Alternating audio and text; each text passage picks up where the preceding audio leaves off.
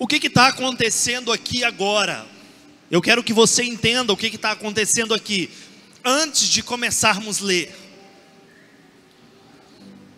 Atos dos Apóstolos, escrito por São Lucas, ele vai narrar aquilo que acontece no início da igreja nascente, as primeiras comunidades cristãs, aquilo que vem de origem pós a crucificação e ressurreição de Jesus, aquilo que se dá quando os discípulos, quando os apóstolos, inspirados pelo Espírito, eles começam a se reunir, e qual a forma que a igreja começa a ter.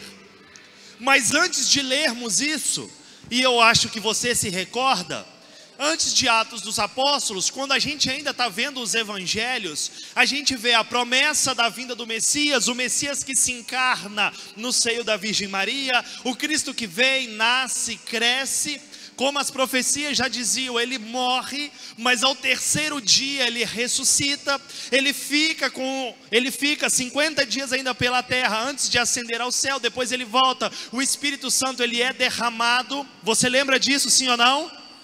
O Espírito Santo ele é derramado como uma promessa, e a promessa que Jesus, o primeiro apelo que ele faz aos discípulos antes de Pentecostes é: não vos afasteis de Jerusalém. Jesus dá uma ordem direta. Aqueles discípulos que já estavam com medo e queriam ir embora, como nós vemos, por exemplo, com os discípulos de Emaús, que já estavam, não sei o que está acontecendo, a gente vai sair daqui, vamos procurar um outro rumo, e o direcionamento de Jesus para os discípulos é: não vos afasteis de Jerusalém. Existia algo a acontecer antes de uma dispersão. Os discípulos iriam se dispersar pelo mundo inteiro. Eles iriam pregar o evangelho aos quatro cantos. Uma hora o evangelho chegou até o Brasil. Mas antes, Jesus deu a eles uma orientação. Olha, não é de qualquer maneira.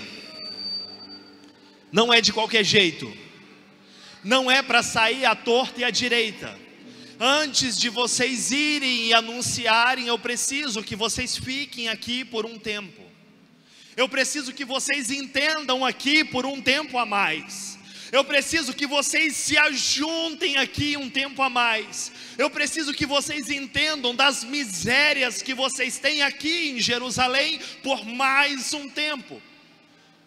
Como uma pessoa amante do mover do avivamento, eu consigo perceber nas falas e no preparo de Jesus aquilo que hoje nós pregamos a respeito de um avivamento. Um avivamento ele é a princípio um ajuntamento de pessoas. O Espírito Santo vem e traz um quebrantamento, um arrependimento genuíno ao nosso coração. Nós reconhecemos aquilo que nós somos, entendemos aquilo que é o pecado, entendemos aquilo que nós precisamos abrir mão, e depois de um ajuntamento, um arrependimento genuíno, existe um levantar dos santos, existe um chamado para fora, para aqueles que estão a corresponder por aquilo que foram impactados. Eu vejo Jesus reunindo os discípulos, eles entrando no cenáculo com as misérias que eles têm, eles recebendo o poder do Espírito, e depois eles saindo e acontecendo o que está em Atos dos Apóstolos, no capítulo 2, a partir do versículo 14. Achou aí? Atos 2, 14. Pedro então, pondo-se de pé, em companhia dos 11, com voz forte, lhes disse: homens da Judeia, e vós todos que habitais em Jerusalém, seja-vos isso conhecido, e prestai atenção às minhas palavras. Esses homens não estão embriagados como vós pensais, visto não ser ainda a hora terceira do dia. Presta atenção. Mas cumpre-se o que foi dito pelo profeta Joel: acontecerá nos últimos dias, é Deus quem fala, que derramarei do meu espírito sobre todo o ser vivo.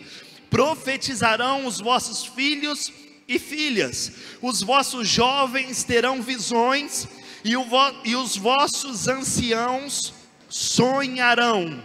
Sobre os meus servos e sobre as minhas servas derramarei naqueles dias do meu espírito, e profetizarão. Palavra do Senhor. Você pode dar um beijo na sua Bíblia e aplaudir bem forte o nome de Jesus.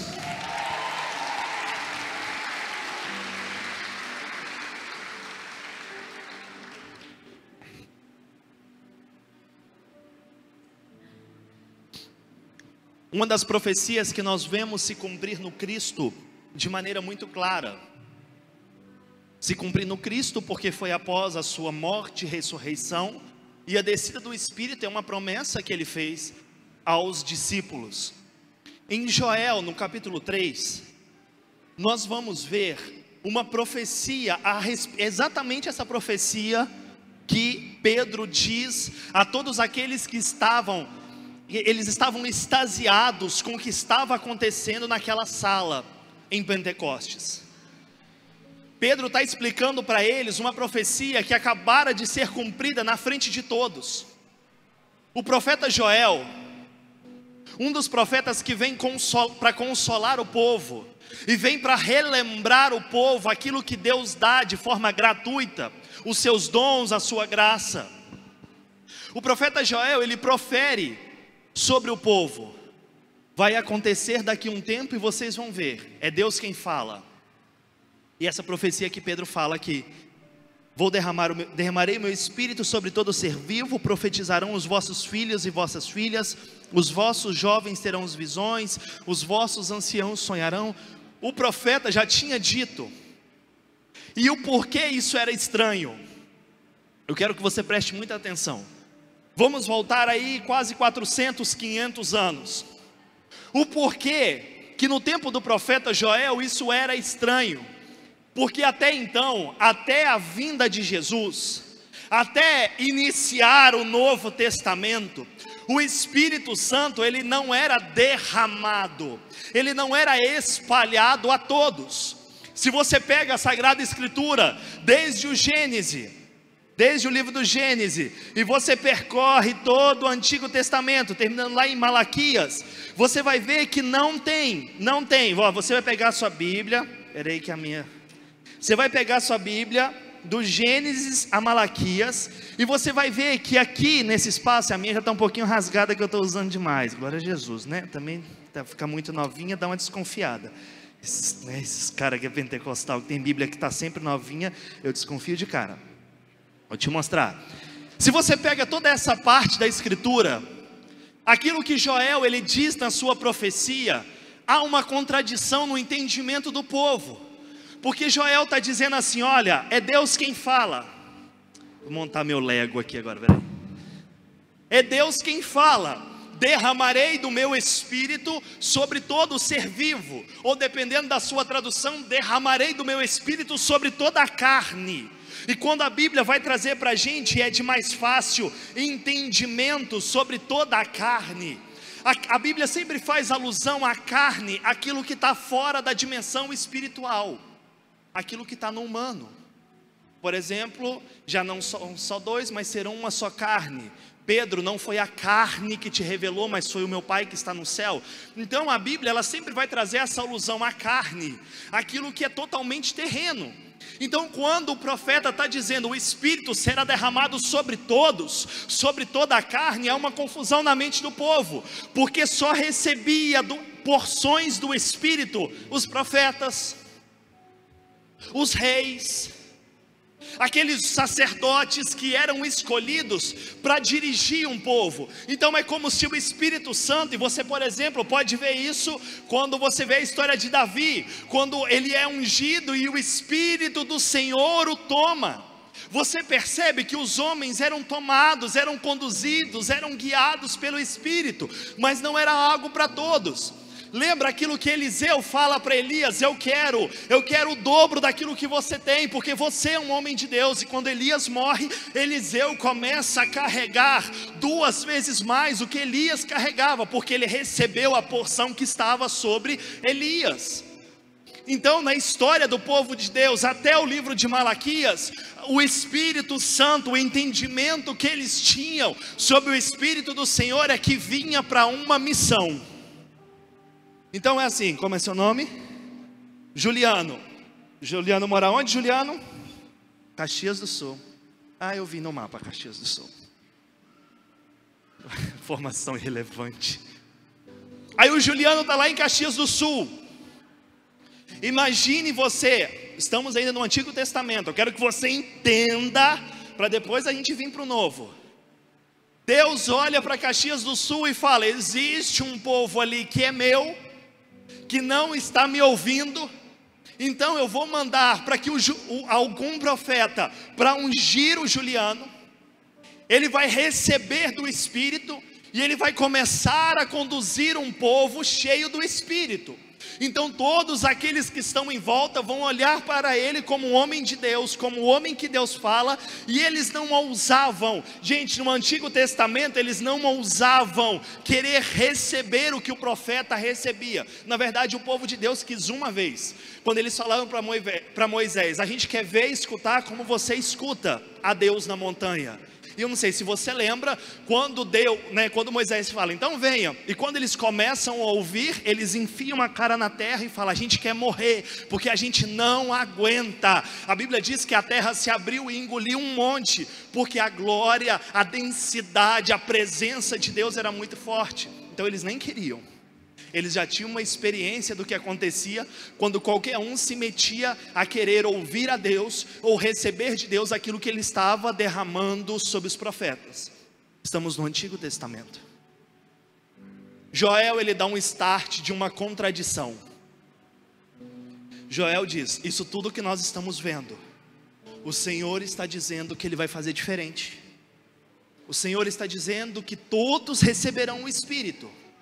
E quando ele começa a citar os jovens, os anciãos, os escravos, os filhos, as filhas, quando Joel começa a citar aqueles que até então não iriam receber, aqueles que até então estavam fora da ótica espiritual dos profetas, vai, cara, tem alguma coisa errada com essa profecia.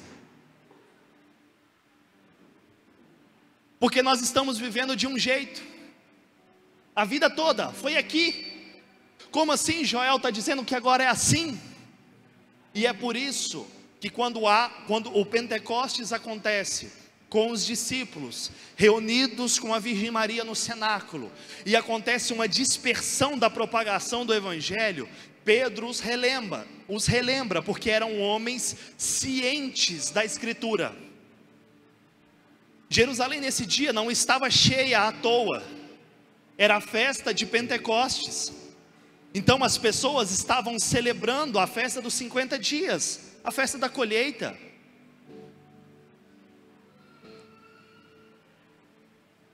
Esses homens que estão escutando o barulho do cenáculo, esses homens que estão vendo os apóstolos como beberrões, eles sabiam de Escritura. Eles estavam ali comemorando algo bíblico, aquilo que Deus já desde lá do Êxodo previa para eles, sobre o tempo da colheita, sobre a festa da colheita, sobre a festa dos 50 dias, eram pessoas que tinham conhecimento. Então Pedro, um homem cheio do Espírito Santo, fala: vocês conhecem o que está aqui, e o que está aqui agora vocês podem ver aqui. E é sobre isso que eu quero falar com vocês nessa tarde. Deixa eu voltar aqui para a minha leitura. Alguns pontos nessa leitura me chamam a atenção. Eu queria destacá-los para vocês. O primeiro ponto, não necessariamente em ordem escrita no texto, mas a primeira coisa que me chama a atenção é sobre os jovens que terão visão. Até outro dia, antes de eu começar a preparar essa pregação para vocês, para mim, visão era algo muito fácil de ser compreendido. Para mim, se existe um ver de algo, né? Vou usar a minha liberdade, a pregação é minha, a minha liberdade de criar minhas palavras, tá? Se existe um enxergamento, existe visão. Tudo aquilo que está compreendido na ótica de enxergar é visão. Mas aí eu vi que tem uma coisa errada, principalmente quando eu voltei nessa passagem. Ver é diferente de ter visão. E isso é na ótica do Espírito. Porque Pedro aqui diz, está sendo derramado sobre todos. Então eu entendo de um recebimento da parte de Deus. Ver é diferente de ter visão. Tem muitas pessoas que podem adentrar nesse lugar agora e ver um monte de gente reunida. Tem um monte de gente reunida aqui, sim ou não? Ela está vendo errado, sim ou não? Mas e se ela pudesse ter uma visão espiritual do que está acontecendo? Quero que você entre, senão eu vou chapar sozinho, eu vou rezar sozinho, e você vai falar, por que ele está maluco? Eu já estou fritando. Ver é diferente de ter visão. O que acontece quando você começa a caminhar com Deus, não distinguindo aquilo que é da carne e aquilo que é do Espírito? Uma hora você vai se confundir nas coisas. Uma hora você vai esbarrar em algumas coisas que vão te ser necessárias, um atentamento, e eu vou usar minha liberdade de criar minhas palavras aqui de novo, uma atenção maior espiritual, e você vai tentar trazer para a carne. Quando Pedro, ele mete o pé naquela porta, e ele fala, olha, vocês estão vendo homens embriagados, mas a visão não é essa. Vocês estão vendo, o que vocês estão vendo não é realmente o que está acontecendo no Espírito. E é aqui que eu vou distinguir ver e ter visão. Você pode entrar aqui e ver um monte de gente reunida. Eu tenho a visão de um ajuntamento que antecede um grande avivamento. Eu tenho uma visão de homens e mulheres reunidos num lugar, esperando algo comum. Eu tenho uma visão de um espírito quebrantador vindo sobre nós, fazendo com que nós nos arrependamos dos nossos pecados. Eu tenho uma visão de um grande levantar de santos para essa geração, homens e mulheres cheios do Espírito Santo, que são capazes de transformar a realidade que estão, em qualquer esfera, na faculdade, no trabalho, nas empresas, na família, nos colégios, onde estiver, em qual esfera que estiver inserido, na política, no meio da cultura. E isso é ter visão. O que acontece muitas vezes, gente? Tem muita gente rezando em línguas só na carne. Tem muita gente rezando em línguas só vendo, não tendo visão. Tem muita gente orando em línguas só mexendo a língua. Mexer a língua qualquer pessoa mexe. Fazer os barulhos qualquer pessoa faz. Mas fazer isso com unção é só quem é tomado e é cheio do Espírito Santo. Eu queria que nessa pregação você entendesse e não fosse mais confundido. Gente, tem muita gente confundindo vocês porque são muito bons na carne. Tem muita gente enganando vocês na internet e por aí porque são bons falastrões. Ver não é a mesma coisa de ter visão. Tem muita gente que está vendo, e por estar vendo algo, está te apontando um caminho que vai te levar um dia para a perdição. Ou você sai do worship conference, de pessoas que desejam. Eu entendo que é uma conferência de adoradores, né? Vamos portuguesar o trem também para te ajudar. Eu entendo que é uma conferência de adoradores, então de pessoas que estão procurando algo no Espírito. Véi, você não pode ser enganado mais por qualquer coisa. Agora, para enganar um pentecostal, basta dar meia horada de línguas. Eu tenho também, né? Tocar um chofar em qualquer lugar e engana todo mundo. Você não pode ser assim. Olha bem bravo para quem está do seu lado e fala assim: você não pode ser idiota mais.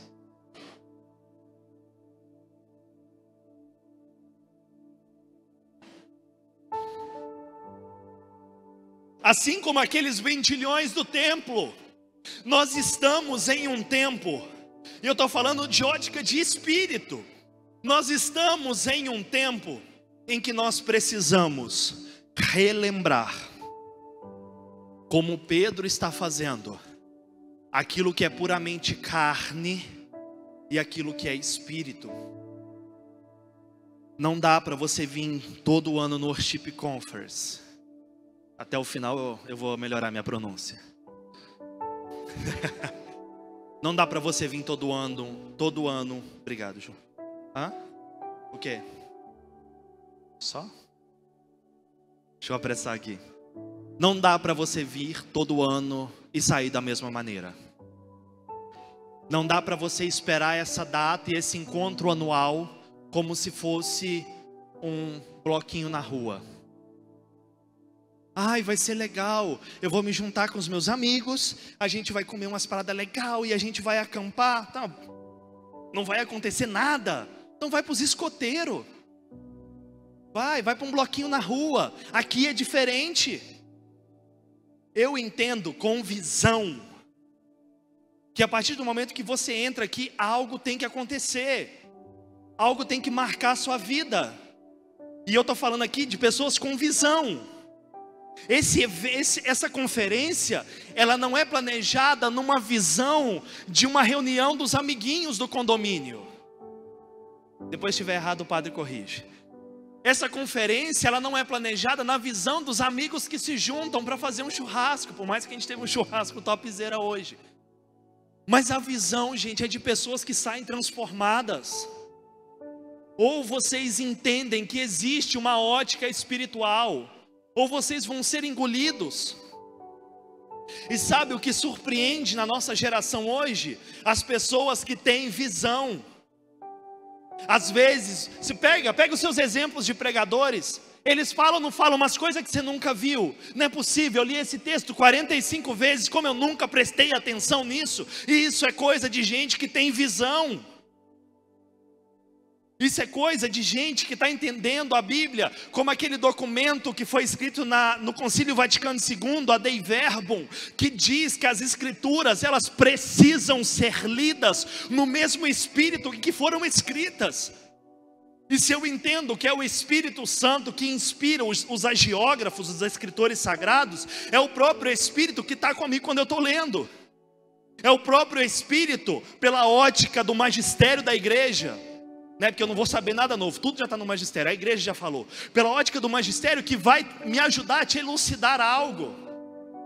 É Espírito. Você não pode ficar fazendo porque todo mundo está fazendo.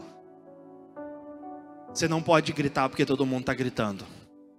Você não pode pular porque todo mundo está pulando. Você não pode cair no chão porque todo mundo está caindo. Se vocês começarem a ser falsinho aqui, eu vou mandar levantar, hein?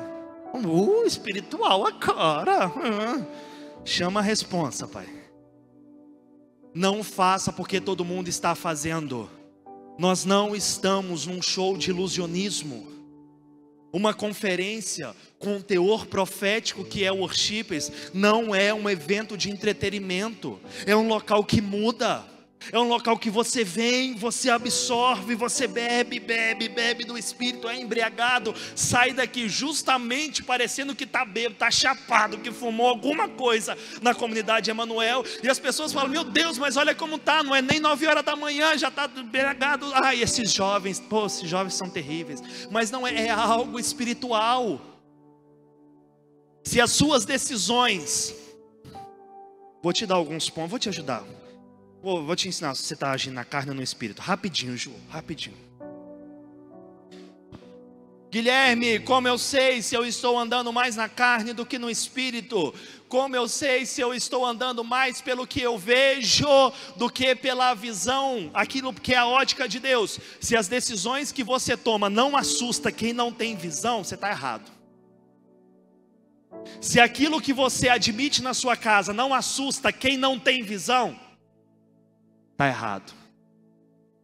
Se aquilo que você fala, a postura que você tem é igual das pessoas que não têm visão, fala para mim, está errado. Que hora que foi que os filhos de Deus pararam de assustar o mundo? Que hora que foi que as nossas atitudes deixaram de ser estranhas? Olha para quem está do seu lado e fala: você é um sem vergonha. Eu vou bater em você nesse retiro.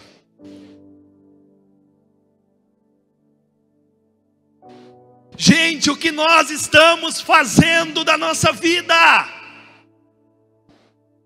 Que é igual a quem não está vivendo com Deus. Bota em você. O que você está fazendo da sua vida que é igual ao seu amigo que é macumbeiro?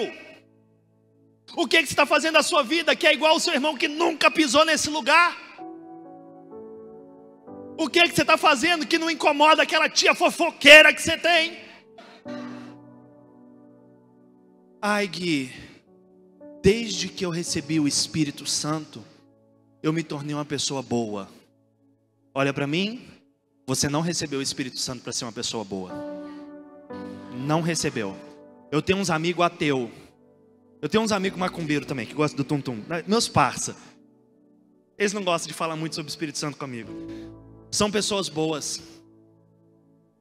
Eu tenho uns amigos que são espíritas, que quando eu decidi viver a vida missionária, me ajudaram a comprar minha passagem.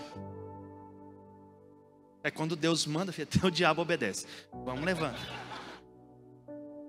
E são pessoas boas. São pessoas que quando eu vou de férias, e eles sabem que eu estou na casa da minha avó, vão lá para me ver. Pergunta como estão meus filhos.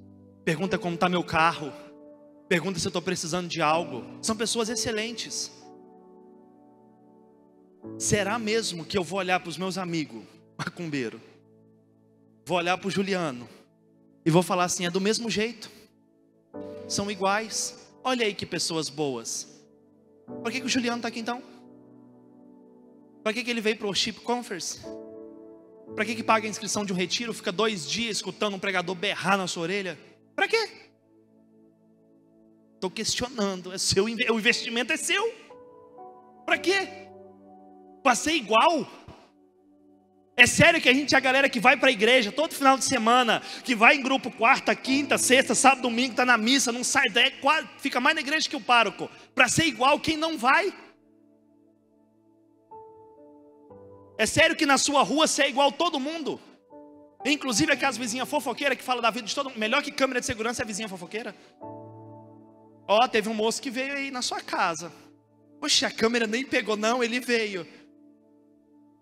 Não vai ter nada diferente? Se não tiver nada, você não está andando pela ótica do Espírito. Se não tiver nada, você agora, para eu terminar, tá? Na sua vida com Deus, você vai ser 2 tipos de pessoas. Repita comigo, 2 tipos.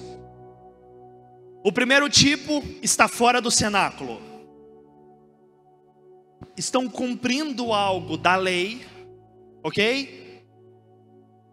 Tem entendimento, ou sabe ler o que está escrito aqui. São pessoas boas. Tem alguma observância, mas não vivem no Espírito. O segundo tipo são aqueles que saem do cenáculo. Toda decisão que eles tomam são confrontadas por quem está lá fora. Todas as palavras são confrontadas por quem está lá fora. Todos os atos e atitudes são confrontados por quem está aqui fora. Quem está aqui fora quer prender quem está aqui dentro. Quem está aqui fora quer matar quem está aqui dentro. Quem está aqui fora quer mandar calar a boca de quem está aqui dentro. Quem está aqui fora não quer matar quem está aqui fora. Aí sabe o que acontece às vezes? E quem está aqui dentro quer matar quem está aqui dentro. Olha que desgraça. Eu vou falar é nada. Esses aí, deixa eles para a pregação de amanhã. Você está aqui fora.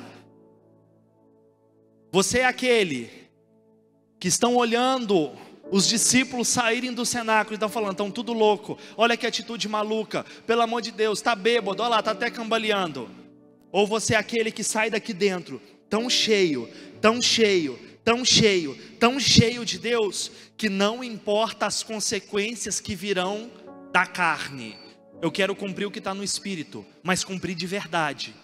Como a gente diz na Colo de Deus, de verdade, com a verdade e para a verdade.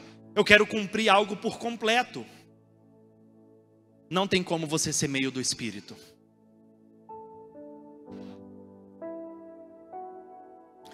Mas deixa eu te falar algo engraçado. Dá para você ser meio da carne. Eu vim pro worship, tô acabando. Eu vim pro worship conference, ai que delícia, eu me decidi por Deus, mas o meu namoro desregrado eu não largo. Eu tô meio aqui, ó. Eu não sou do Espírito, aquele povo que se ai, para que se decidir desse jeito?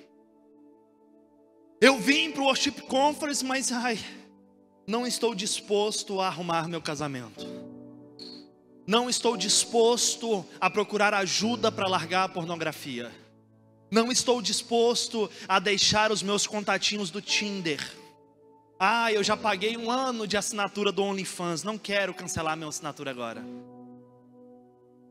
Você não consegue ser meio do Espírito. Ou você é, ou você não é. Mas tem gente que é meio da carne. E sabe o que é o mais engraçado? Quem é meio da carne, acha que está sendo do Espírito. Jesus, sobre essas pessoas, ele disse: não sejam mornos, ou sejam frios. Assume mesmo que você não quer compromisso nenhum com Deus, ou seja quente, assuma os compromissos. Não sejam mornos. Eu quero que você entenda no final dessa pregação que Deus está te chamando para uma vida no Espírito de verdade, com visão, com profecia, com derramado do Espírito sobre toda a carne. Mas eu sinto no Espírito em te falar, se você não tomar uma decisão, você vai fingir que está recebendo algo. Eu não vou fingir que estou acreditando. Eu já me cansei desse papo. Você finge que está recebendo, eu finge que estou acreditando, o Espírito finge que está dando, a gente vai embora todo mundo feliz. Eu não aceito mais esse discurso. Você vai fingir que está recebendo algo, eu vou estar rindo da sua cara, eu meio debochado. Você vai embora para casa sem mudar nada. A gente vai voltar para nossa casa 20 horas dentro de uma van, 22 horas, feliz da vida, como a gente veio, cantando, rindo um das caras dos outros. Não é porque a gente é top não, gente. Não é porque, ai, a Colo de Deus, super espirituais. Não, é porque a gente entendeu a miséria mesmo de cada um e a gente vai se ajudando. Porque eu entendo, na comunidade que eu sou moderador, que Deus escreveu, Deus deu a Colo de Deus como um caminho para a nossa santificação. Nós um dia nos decidimos por Jesus, e é na Colo de Deus que a gente vai trilhar o nosso caminho de santificação. Comunidade de Emanuel, a mesma coisa, o caminho de santificação é a comunidade de Emanuel. Mas são homens e mulheres decididos por Deus. Eu vou voltar mais de Deus para minha casa. Eu vou voltar um homem mais de Deus, porque eu estou entregando um sacrifício nesse final de semana. Estou longe da minha família, estou longe dos meus filhos, estou longe da minha esposa. Eu estou entregando um sacrifício a Deus. Eu tenho certeza que eu vou voltar sendo um homem mais de Deus. E você vai voltar do mesmo jeito? Vou voltar do mesmo jeito, pelo menos compra um negócio na nossa livraria ali, para ajudar a obra de Deus, né? Papa Paulo VI diz que quem coopera com a evangelização recebe os méritos do evangelizador. Se você não quiser nada com Deus, está falando, Guilherme, eu sou a pessoa que não quer nada com Deus. Passa, gasta R$300 na Colo de Deus. Cadê a livraria do Emanuel? Está do lado. Gasta R$500 na livraria do Emanuel, come, enche a barriga de salgadinho aqui e volta fazendo faz pelo menos alguma coisa. Voltamos. Eu quero te encorajar a você abrir mão de tudo aquilo que é carnal nesse final de semana. Toda visão humana, todo fingimento que você teve nesse tempo dentro da igreja, todas as máscaras que você vestiu, até para você ser aceito pelo povo da igreja, eu queria que você abrisse mão disso. Eu queria que você abrisse mão de todo o fingimento que você veio construindo ao longo dos anos, para as pessoas acreditarem que você era alguém de Deus. Aqui, você não precisa sustentar isso. E eu vou te falar algo, eu vou rezar a Deus para você não conseguir sustentar. Guilherme, você vai rezar para Deus me desmascarar? Vou. Eu vou rezar para nesse final de semana o Espírito Santo te tomar de um jeito que você não consiga sustentar as máscaras que você vem carregando, que você não consiga sustentar a pose. Sabe por quê? O Espírito Santo vem num coração devidamente quebrantado. Se você continuar com o peito estufado em cima das merdas que você vem fazendo, qual matéria que o Espírito vai ter para agir? O seu egoísmo, praga. Entenda, fala: Guilherme, realmente eu sou o fofoqueiro que está aqui. Eu sou o ladrão que fica aqui no meio, roubando o povo da igreja. Mas eu estou arrependido, e não é um arrependimento externo, é dentro. Pelo amor de Deus, quando a gente for pedir o Espírito, não é algo epidérmico. Ui, senti um arrepio, isso é frio, praga. Bota uma blusa, eu estou falando de algo dentro. Dentro. E sabe por que eu te falo isso? Eu fiquei uns 3, 4 anos da minha vida pulando de igreja em igreja. Fui para a Congregação Cristã do Brasil, depois eu fui para a Batista Universal Renovada, depois eu passei na Águas Vivas, depois eu fui para a Assembleia de Deus. De igreja em igreja, eu sustentei um tempo de crente, e isso não era culpa da igreja evangélica em si, mas eu consegui sustentar um tempo de crente.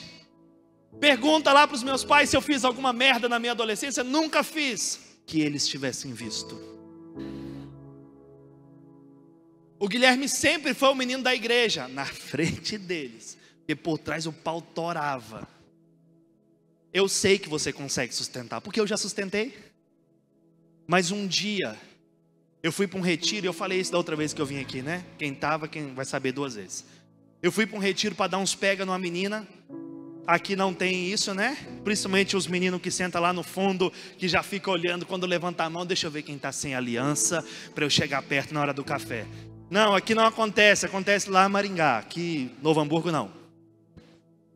E naquele retiro que eu fui para dar uns... É lindão.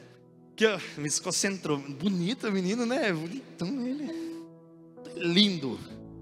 Naquele retiro que eu fui para dar uns pega naquela menina, o Espírito Santo, ele me tomou de um jeito totalmente intra. Eu achei que eu ia ter um ataque cardíaco quando aquela mulher começou a revelar todos os meus pecados que ninguém sabia, revelar coisas da minha vida que ninguém sabia. E naquele dia 17 de novembro de 2012, eu tomei uma decisão. E eu falei: eu não vou ser mais a mesma pessoa. Eu falei para Jesus. Depois eu repousei um tempão. Quando eu voltei, eu olhei para ele e falei: Senhor, eu tenho 2 certezas. A primeira é que eu entrei evangélico, lembrem. A primeira é que o Senhor está vivo na Eucaristia, o Senhor é Jesus, é de verdade, eu não consigo negar, e eu vou ser católico, eu falando para Jesus. E a segunda é que isso que eu estou vivendo aqui hoje, eu vou pregar nos 4 cantos do mundo, as pessoas vão viver o que eu estou vivendo. Eu tive que voltar para minha casa e botar fogo em um monte de revista pornográfica. Eu tive que voltar para minha casa e romper com um relacionamento. Eu tive que decidir andar em Deus, gente. Eu tive que chegar para os meus pais, se você perguntar agora eles vão saber que eu fiz merda, e falar assim: eu aprontei um monte quando eu morava sozinho. Eu tive que chegar para minha avó e falar assim: eu torrei o dinheiro da senhora mesmo. Coitada, as vós sempre: ai tadinha, tá tão magrinha, toma aqui. Eu falei: ai vó, preciso de R$200 para comprar uma vitamina. Para tudo em cigarro. Vó, eu torrei mesmo, gastei, não tem como te dar nada. Me desculpa, usei, bati, fui eu que bati o carro. Ninguém bateu no carro estacionado na rua, fui eu que bati, vó, fui eu que bati o carro. Eu tive que voltar a mudar a minha conduta. Isso me fez ser um homem do Espírito. E é por isso que eu consigo te falar. E é por isso que eu consigo te alertar. Se quiser. 5 minutinhos só. 5. É o ponto, tá falhando o ponto aqui, peraí. Interferência. E é por isso que eu quero te alertar hoje. Ou você vive assim, ou você se decide assim, ou você anda assim, ou você vai ser engolido. Você não vai conseguir ser meio do Espírito. É sério que você vai continuar insistindo em ser meio carne? É sério que você vai querer andar por aquilo que você está vendo, não por visão? É sério que você vai ficar do lado de fora do cenáculo apontando para aqueles que estão dentro? Não sustenta isso mais não. Isso não é obra de Deus para a sua vida. Deus não quer você desse jeito.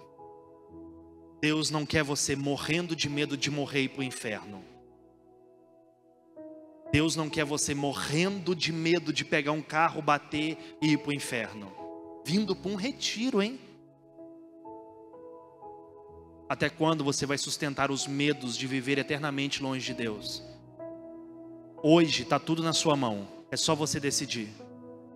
É só você falar assim: Espírito de Deus, realmente, eu sou essa fraqueza toda. Eu não consigo nem me arrepender. Tem gente que olha para os próprios pecados e fala: não consigo nem me arrepender. É só se o Senhor vier. Eu estou com uma decisão de mudar, Espírito, mas meu coração é tão duro, eu sou tão orgulhoso, estou tão cara de pau, tão sem vergonha, que nem me arrepender eu consigo. É só se o Senhor vier. E aí aquilo que acontece quando o Espírito de Deus ele vem, um quebrantamento no nosso coração. Quebrantamento também é a unção do Espírito. Quebrantamento também é aquilo que a profecia já dizia: eu vou tirar do seu coração, eu vou tirar do seu peito esse coração de pedra e vou te devolver um coração de carne. Sabe por que a Bíblia usa a palavra devolver ou darei retorno a um coração de carne? Porque é aquilo que é o seu estado original. Eu não sei o que fez esse coração ficar de pedra desse jeito. Eu não sei o que fez você estar na porta dessa apostasia. Mas eu sei, com experiência em Deus, que o Espírito Santo ele quer te encontrar. Eu sei com experiência em Deus, já tem 10 anos que eu estou caminhando com Deus, gente. 11. E por aí seguimos contando. Eu sei que o Espírito Santo de Deus, ele quer te encontrar nessa tarde. E a visão que eu tenho é de um genuíno quebrantamento tomando o seu coração nos próximos dias. Dia após dia, o Espírito de Deus vai começar a te incomodar. Para você sair desse estado meio carne que você está. Sair do meio da mornidão e vir para o lado quente da coisa.